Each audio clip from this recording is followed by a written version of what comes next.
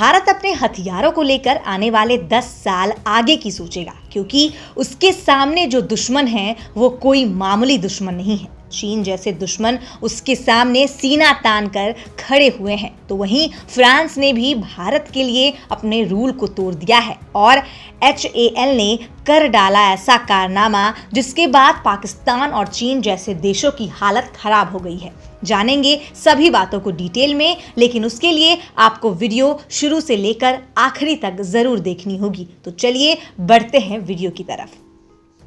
HAL की तरफ से एक ऐसी खबर निकल कर आ रही है, अगर वह खबर सही हो जाती है और उसका परीक्षण सफलतापूर्वक हो जाता है तो आने वाले समय में हमें इसके अलावा किसी दूसरे हथियार की जरूरत भी नहीं पड़ने वाली है। इसकी मदद से POK में आतंकी कैंप को पल भर में ध्वस्त किया जा सकता है। आपको पता होगा कि चीन और पाकिस्तान के साथ लंबे वक्त से चल रहे विवाद के बीच भारत लगातार अपनी रक्षा तैयारियों को मजबूत कर रहा है। इसके अलावा भारत का पूरा फोकस स्वदेशी हाईटेक उपकरणों पर है। इस दिशा में हिंदुस्तान एरोनॉटिक्स लिमिटेड, DRDO और भारत की तीनों सेनाएं तेजी से काम कर रही है। इसी क्रम में गुरुवार को भारत के हाथ एक बड़ी कामयाबी लगी है। दोस्तों, हिंदुस्तान एरोनॉटिक्स लिमिटेड अब स्वदेशी हॉक आई प्रोजेक्ट को आगे बढ़ा रहा है, जिसके तहत गुरुवार को हॉक आई विमान से एक स्मार्ट एंटी एयरफील्ड वेपन यानी SAAW का सफलतापूर्वक परीक्षण किया गया। इस दौरान SAAW ने अपने लक्ष्य को सफलतापूर्वक भेद दिया। ये ट्रायल ओडिशा के तट पर किया गया था। ऐसे में इस परीक्षण को आत्मनिर्भर भारत की दिशा में बड़ा कदम माना जा रहा है। आपको बता दें कि SAAW पूरी तरह से भारत में बना है, जिसे रक्षा अनुसंधान और विकास संगठन यानी DRDO ने विकसित किया है। इस हथियार का वजन करीब 120 किलोग्राम होता है, जिसका इस्तेमाल दुश्मन के बंकर, एयरक्राफ्ट, रनवे आदि को ध्वस्त करने में किया जाता है। वहीं इसकी मारक क्षमता करीब 100 किलोमीटर है। साथ ही हल्के वजन की वजह से इसे बेहतरीन गाइडेड बम माना जाता है। वहीं पिछले महीने DRDO ने भारतीय सेना के लिए विकसित medium range surface to air missile system का सफलतापूर्वक परीक्षण किया था। उस दौरान भी मिसाइल ने अपने लक्ष्य को सफलतापूर्वक भेदा था। नवंबर में भी DRDO 2 quick reaction surface to air missile यानी QRSAM का सफल परीक्षण कर चुकी है। चीन और पाकिस्तान से चल रहे विवाद के बीच दोनों को भारत के लिए बड़ी सफलता माना जा रहा है। वही दूसरी खबर फ्रांस की तरफ से आ रही है, जहां पर फ्रांस की रक्षा मंत्री फ्लोरेंस पार्ली ने शुक्रवार को कहा कि हिंद प्रशांत तथा दक्षिण चीन सागर में चीन काफी आक्रामक होता जा रहा है तथा नौवहन की स्वतंत्रता एवं अंतर्राष्ट्रीय नियमों के अनुपालन को सुनिश्चित करने की आवश्यकता है। एक थिंक टैंक के एक विचार विमर्श सत्र में पार्ली ने कहा कि आतंकवाद की चुनौती से व्यापक तरीके से निपटना होगा। इसकी स्थिति का उल्लेख करते हुए फ्रांस की रक्षा मंत्री फ्लोरेंस पार्ली ने कहा कि फ्रांस और भारत दोनों को आतंकवादी हमलों के खतरे का सामना करना पड़ रहा है।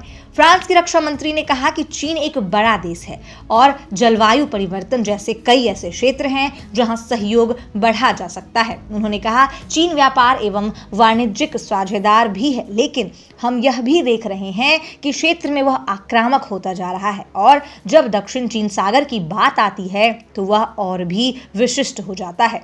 रक्षा मंत्री फ्लोरेंस पार्ली ने कहा, फ्रांस और यदि मैं कह सकती हूं कि भारत के एक महत्वपूर्ण मुद्दे पर विचार एक से हैं। मेरा मतलब है कि अंतर्राष्ट्रीय समुद्री कानून नौवहन की स्वतंत्रता केवल एक प्रमुख अवधारणा नहीं है, यह उन नियमों के समूह में से है जिनका हम पालन करते हैं, लेकिन यह कुछ ऐसा भी है जो नौवहन एवं व्यापार की स्वतंत्रता के लिए खतरा उत्पन्न करता है। पार्ली ने कहा कि प्रमुख समुद्री मार्ग मुक्त रहने चाहिए। फ्रांस की रक्षा मंत्री ने कहा कि हमने देखा है कि कई बार दक्षिण चीन सागर को बंद करने की कोशिश की जाती है और हम यह सुनिश्चित करना चाहते हैं कि नौवहन की स्वतंत्रता बरकरार रहे।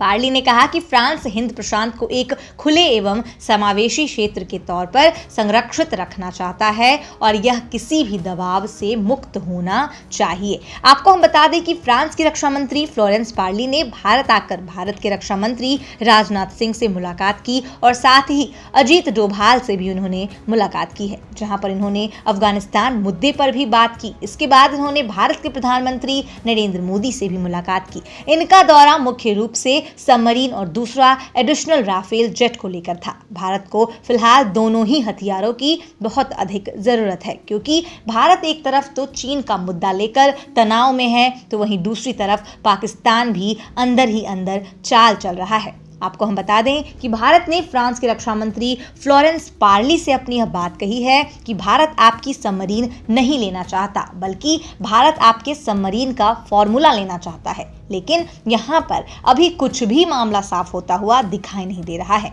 इसको लेकर अभी भी मामला फंसा हुआ है, लेकिन उम्मीद यही लगाई जा रही है कि फ्रांस इस पर जल्द से जल्द सहमत हो जाएगा। आपको हम बता दें कि इसके अलावा फ्रांस के राफेल जेट को भी लेकर फ्रांस की तरफ से एक अपडेट दी गई है, जिसमें फ्रांस के रक्षा मंत्री फ्लोरेंस पार्ली ने यह कहा है कि दुनिया की चौथी सबसे अधिक ताकतवर एयरफोर्स हमारे विमान से संतुष्ट हैं। इससे अधिक खुशी की बात हमारे लिए कोई दूसरी नहीं है। इसमें रक्षा मंत्री ने यह भी कहा कि हम अपना सबसे खतरनाक राफेल भारत को देने के लिए तैयार हैं। अगर भारत को जरूरत पड़ती है तो भारत हमसे यह ले सकता है। फ्रांस ने कहा है कि यह एडवांस विमान हम सिर्फ अभी उसके खास ही देश को दे रहे हैं। अगर भारत को जरूरत है तो भारत ले सकता है, क्योंकि भारत के साथ बढ़ती साझेदारी को देखकर फ्रांस अपने ही नियम को बदलने पर मजबूर हो गया है और फ्रांस भारत को लाइन ऑफ क्रेडिट देने के लिए भी तैयार है। इसका मतलब भारत अब इसका पेमेंट किस्तों के रूप में भी कर सकता है। आपको बता दें कि भारत की जो कोशिश है उसमें भारत चाहता है कि राफेल को मेक इन इंडिया प्रोजेक्ट के तहत भारत में ही बनाया जाए। खबर निकल कर आ रही है कि इस पर भी फ्रांस राजी हो सकता है, जिसके बाद भारत की तरफ से एक बड़ा ऑर्डर फ्रांस को दे दिया जा सकता है। कुछ एक्सपर्ट्स का मानना है कि अगर ऐसा हो जाता है तो यह डील बहुत बड़ी डील होगी। हमने देखा है कि फ्रांस की डील यूएई के साथ भी हुई थी। अगर फ्रांस भारत की इस बात को मान लेता है तो यह डील यूएई से भी बड़ी डील हो जाएगी। रक्षा मंत्रालय की तरफ से एक बिल पास किया गया है, जिसके तहत कहा गया है कि मौजूदा स्थिति को देखते हुए नेवी के पास इस समय कम से कम 3 एयरक्राफ्ट कैरियर होने चाहिए। एक तरफ चीन लगातार अपने कैरियर की क्षमता बढ़ा रहा है और साथ ही साथ चीन हर मुमकिन कोशिश कर रहा है कि भारत को नुकसान पहुंचाया जा सके। इसी को देखते हुए इस बिल को जोर देकर लागू किया गया है। अगले साल 2022 में विक्रांत भारतीय नौसेना के जंगी बेड़े में शामिल हो जाएगा और भारतीय सेना को काफी अधिक मजबूती मिलेगी। इसकी वजह से और पाकिस्तान और चीन जो अंदर ही अंदर भारत के खिलाफ गलत मंसूबे रखते हैं, उनको भी पता चल जाएगा कि भारत कोई मामूली देश नहीं है।